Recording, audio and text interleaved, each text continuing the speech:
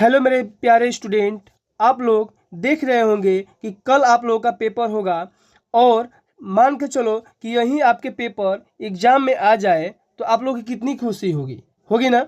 तो आइए इस पेपर को लास्ट तक देखते हैं, क्योंकि अगर इस पेपर से आपको आ जाए एग्जाम में तो आप लोग को खुशी होगी।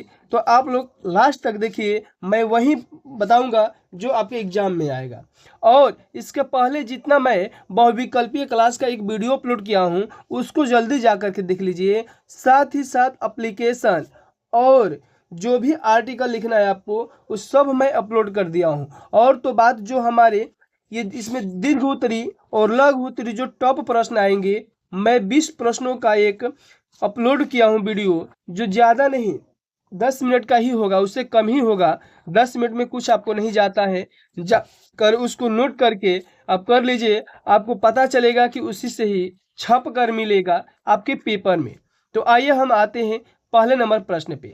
और ये ध्यान दीजिएगा कि जो भी ये पहला नंबर विकल्पी आएगा इस पीडीएफ का, यानी जो पैराग्राफ पहला रहेगा उसी से आप इन 3 का आंसर देंगे। फ्री में आपको ये 3 नंबर मिलेगा, गलतियां नहीं करनी है, ठीक है ना। और गलतियां बच्चे कर देते हैं कि इसको ध्यान नहीं देते हैं पैराग्राफ को, और बिना पैराग्राफ ध्यान दिए इसका आंसर अपने से देने लगते हैं और अंदाजे पर मार देते हैं। अगर कुछ नहीं पढ़े हो फिर भी मैं बताऊंगा कि आप कैसे नंबर इंग्लिश में 50+ लाएंगे बिना पढ़े हुए, अगर नहीं भी पढ़े हैं तो। लिखा है Bansilal could not get money क्या लिखा है, एक मिनट रुक जाओ, एकोमोडेशन, एक मिनट रुक जाओ बाबू, चलो आगे बढ़ते हैं, ठीक है ना। फॉर द नाइट एज, ठीक है ना, इसमें आपका हो जाएगा बी नंबर सही हो जाएगा। क्या हो जाएगा? बी नंबर सही हो जाएगा, ठीक है ना। जल्दी जल्दी आप रट जाइए और इससे मुश्किल से आपका 5 से 10 मिनट में ये हो जाएगा और आप क्या करेंगे बताएंगे, ठीक है ना। दूसरा, व्हाट डज द वर्ड कल्ट्री मेन इन द पैसेज, इसमें आप क्या करेंगे डी नंबर पे ठीक करके आगे बढ़ जाएंगे। तीसरा नंबर है the porter refused to help Bansilal because, इसमें आप बी नंबर को गोला करके आगे बढ़ जाएंगे। और भी जो मैं सेट कराया हूं उसको भी आप 10-10 मिनट 15 मिनट का है, सभी सेट को पढ़ जाइए, उससे बाहर आपको कहीं नहीं आएगा।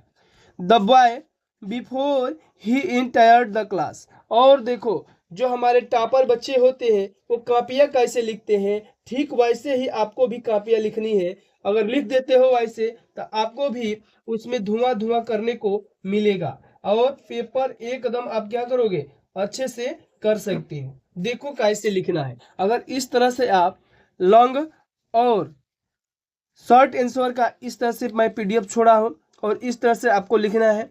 आर्टिकल आपको इस तरह से लिखना है। यहाँ से एप्लीकेशन आपको कैसे लिखना है, देखो टॉपर ऐसे ही लिखते हैं एकदम सजा करके, मेन हेडिंग दे करके अच्छा से लिखते हैं।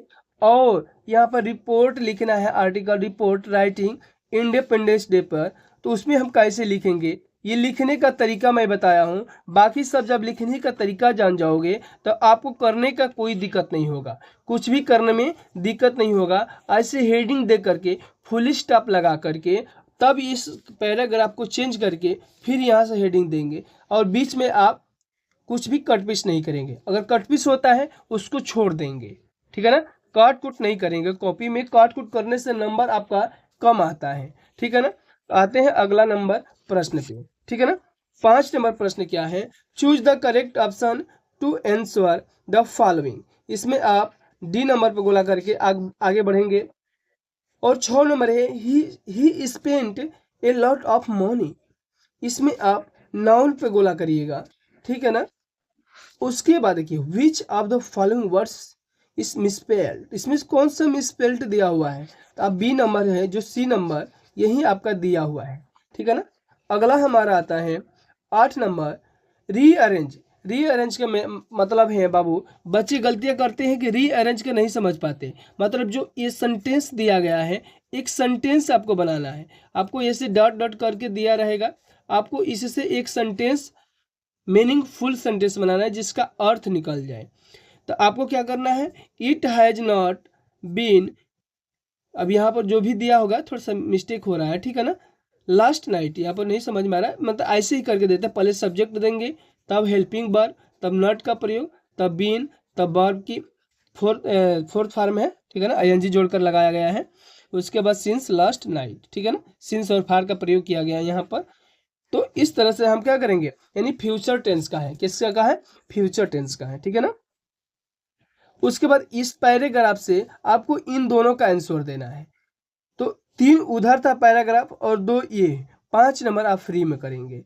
तो इसका आप बी नंबर पे गोला कर देंगे और 10 नंबर का आप सी पे गोला कर देंगे। इसी में से इसका आंसर आपको दिखाई देगा और मिलेगा, ठीक है ना।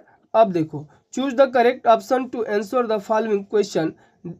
इसको क्या करना है, इसको 11, 12 और 13 इन तीनों को विकल्प से चूज करके करेक्ट ऑप्शन देना है। तो इसमें ए नंबर के गोला करिएगा और इसमें डी नंबर और इसमें ए नंबर। और इंग्लिश में अगर आपको कुछ नहीं आ रहा है तो आप बी नंबर या कोई एक कोड सी नंबर चूज करिएगा, कोई भी एक पर गोला लगा कर रहिएगा, आपको 10 सही मिलेगा। 10 सही कर जाओगे वैसे ही आप, ठीक है ना। चलो आगे आते हैं। 14 नंबर का हम ए पर गोला करेंगे और जो लिखा है आप पढ़िए, what was the effect of the fall of the dust of snow on the poet.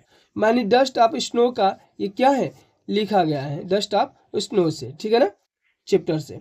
What was the shaped for the poet, इसमें आपका हो जाएगा डी नंबर पर गोला करके आगे बढ़ जाएंगे, ठीक है ना। 16 नंबर जो भी है आपका सी नंबर पर गोला करिएगा और 17 का साथी ए करिएगा, who was thief in the story, ठीक है ना।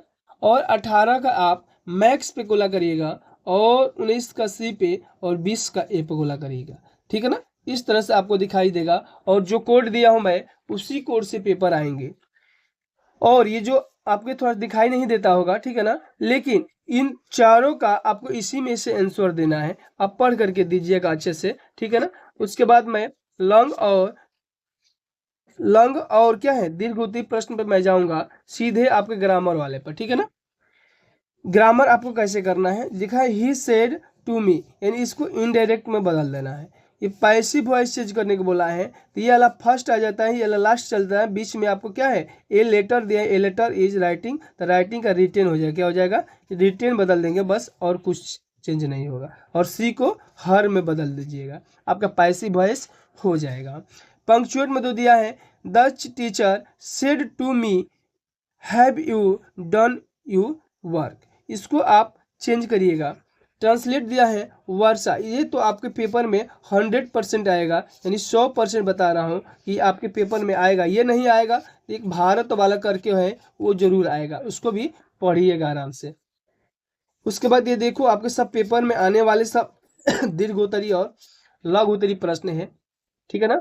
और इसका मैं एक पीडीएफ भी बनाया हूँ, जाकर के उसको जल्दी देख लीजिए। और फायर एंड आइस और द ट्रीज और डस्ट ऑफ स्नो इन 3 को सेंट्रल आइडिया आप रट कर जाइएगा, आपको पेपर में जरूर मिलेगा, ठीक है ना। तो हम आते हैं नेक्स्ट टाइम। अब आप लोगों को सभी को पेपर की और कल के लिए आप सभी को उज्जवल और अच्छे पेपर होने की मैं सरस्वती माँ से कामना करूँगा।